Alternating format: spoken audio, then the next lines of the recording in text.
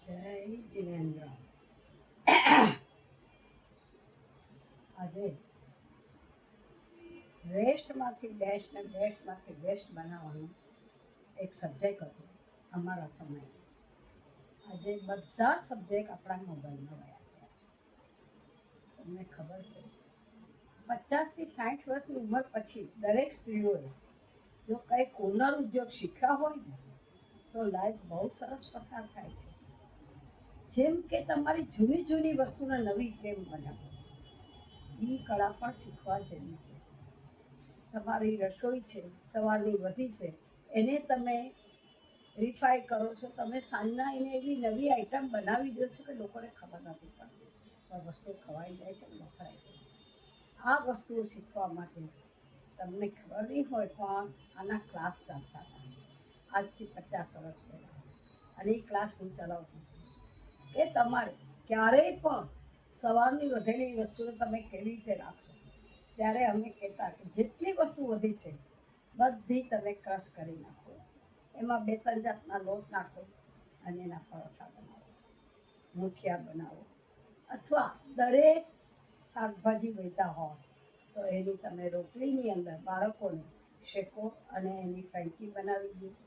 આવી જુદી જુદી આઈટમો ઘરમાં રહેતી હતી અને સવારની વસ્તુ સાંજના ઠેકાણે પડી જતી હતી અને હસતા હસતા લોકો ખાતા હતા.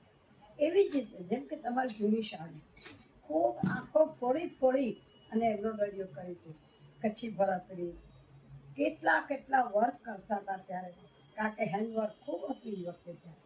પણ હવે એના કપડાં અંદરથી ફાટી ગયા છે, બોર્ડર એવી ને એવી છે. એ બોર્ડરોને તમે બીજા પોત ઉપર ઉતારો, એ બોર્ડરો તમને પોતાને અતિ પ્રિય લાગશે અને આખી સાડી નવી બની જશે.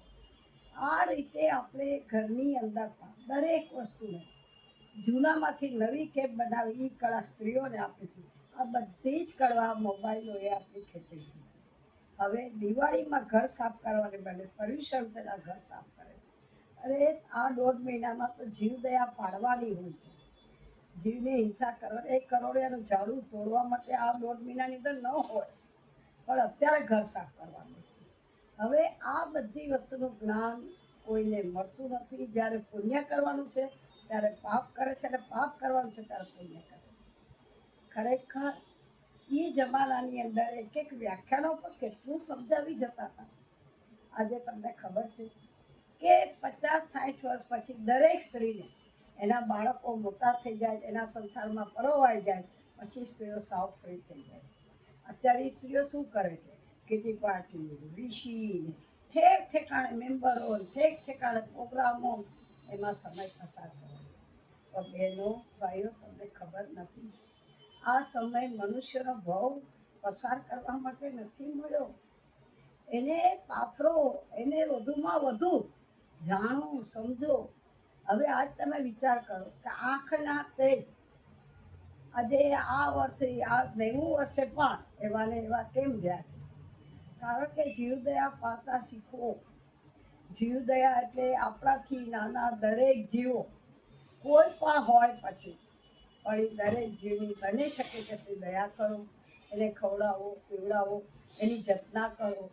આજે તમે પશુઓને પાળતા થઈ ગયા છે, પણ એ તમારા શોખ ખાતર છે, એમાં ધર્મ નથી. ત્યારે આજુબાજુમાં ઝાડ પાન છે ને, એ પણ આપણા બાળકો છે, એને પણ પાણી આપો. તુલસીનો ક્યારો છે, એમાં ભગવાન બનાવ્યા છે લોકોએ, એ ભગવાનને પણ તમે પૂજો. પણ ઝાડ તોડવા, ફળ તોડવા, જ્યાં જ્યાંથી ઝાડના મૂળમાંથી ઉખેડી નાખવા, ફેંકી દેવા. અને આજે તમે વિચાર કરો એક કુવાડ જેવી વસ્તુ જેને તમે એલોવેરા કહો છો, આખા તો વનસ્પતિ છે, કેટલી કામ લાગે છે. એને તમારી આજુબાજુમાં ઘરમાં એને રાક્ષસી ફળ છે તો ન રખાય એમ કહેવામાં આવે છે.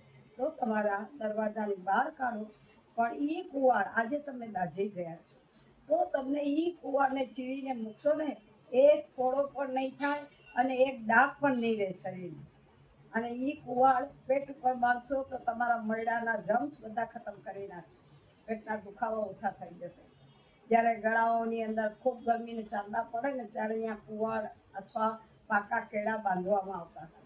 આ બધી પ્રક્રિયાઓ સાવ બંધ થઈ ગઈ. એટલે દરેક પ્રક્રિયાની સામે ગોળીઓ આવીને ઊભી રહેલી છે.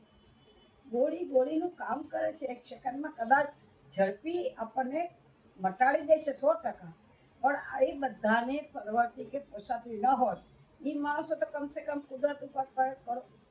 આજે તમારા આંખના પેચ ચાલુ રાખવા જીવદયાની જરૂર છે, એમ કાનના મશીનો ચાલુ રાખવા માટે પોઝિટિવ બોલો અને પોઝિટિવ સાંભળો. નેગેટિવ સાંભળો ત્યારે ભગવાને 2 કાન આપ્યા, એક કાને સાંભળી બીજે કાને કાઢી નાખો. તમારા કાનના મશીનો એવા ને એવા રહેશે. કોઈની પણ 100% કોઈ વ્યક્તિ સંપૂર્ણ છે જ નહીં, પણ એના 99% પ્લસ છે, 1 માઇનસ છે ને, એ માઇનસને આપણે વગોડા કરીએ છીએ. એ માઇનસ આપણે જોઈ અને એના માટે આપણે અનુમાન બાંધીએ છીએ. સામા માણસે કોઈ ફરક નથી પડતો, પણ આપણને બહુ ફરક પડે છે. હવે આ પર્યુષણ પર્વ આવ્યા, કોઈ તપસ્યા કરવાના ભાવ રાખે કરે તપસ્વી, પણ તપસ્યા કરનાર એટલું વિચારવું જોઈએ કે મારા શરીરનો બંધ, મારી શરીરની પ્રકૃતિ કઈ છે, કેવી છે. હું એક તપસ્યા કરીને આખા ઘરને જો ઊભે રાખીશ અને ડૉક્ટરોને દોડાદોડી કરાવીશ તો એ તપસ્યા કરવાનો કોઈ નિયમ નથી. એકને પેટને તમે ભૂખ આપતા નથી. તપ જપ આરાધના બધું જ કરવા જેવું છે, પણ આભ્યંતર તપ સાવ ભૂલાઈ જાય એટલે બાહ્ય તપમાં એકદમ મંડી પડ્યા છે. બાહ્ય તપ કરીને પછી તમે ડૉક્ટરની દવાઓ, ઇન્જેક્શનો, પછી આજે કાર્ડિયોગ્રામ કઢાવો, આજે તમે સીટી સ્કેન કરાવો, આજે તમે એક્સરે કરાવો. જો આ બધી જ વસ્તુ તમારા શરીરની અંદર થતી હોય તો શરીરને આભ્યંતર તપમાં દો. તપ સાચું છે 100%, પણ તપ તમારા શરીરને કયા અનુરૂપ છે અને તમારા ઘરને કયો અનુરૂપ છે બંને જોઈને કરતા શીખો. ખાલી માંસ ખમણ કરવાથી તપ થાય એવું નથી. હવે ઘણી વખત આપણને સંતોની તો ક્રિયા છે આપણને બતાવવાની, સમજાવવાની કે તમે આ કરો, તમે આ કરો, પણ આપણે શું કરવું તે તો આપણે જ નક્કી કરવાનું છે.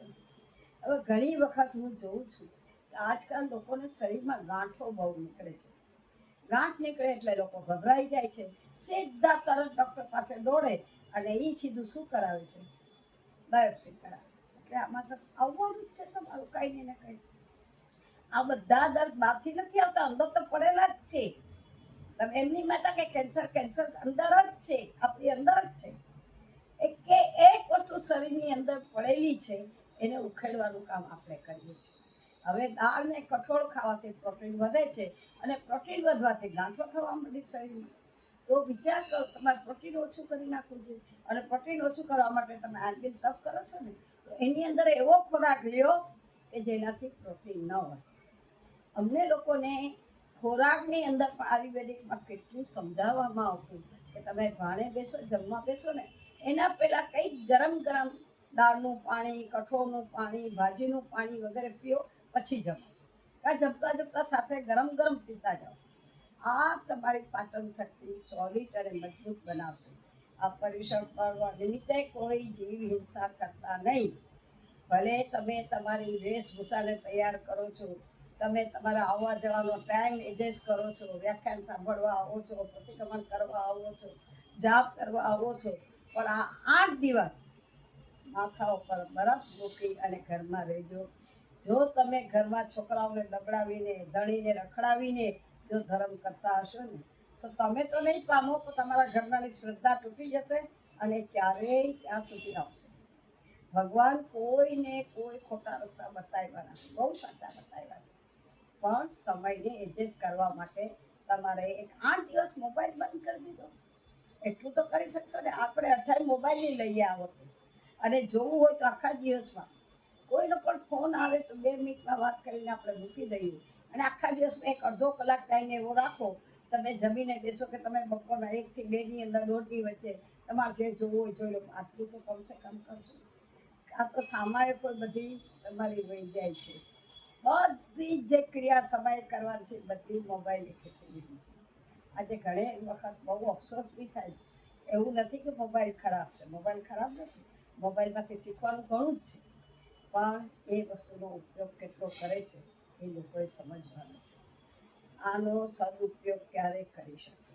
એટલે આને કહેવામાં આવે છે કે બેસ્ટમાંથી વેસ્ટ કરવું કે વેસ્ટમાંથી બેસ્ટ કરવું એ આપણા હાથમાં છે. આપણી જિંદગી ઉપરવાળાએ તો બધું આપી દીધું છે આપણને.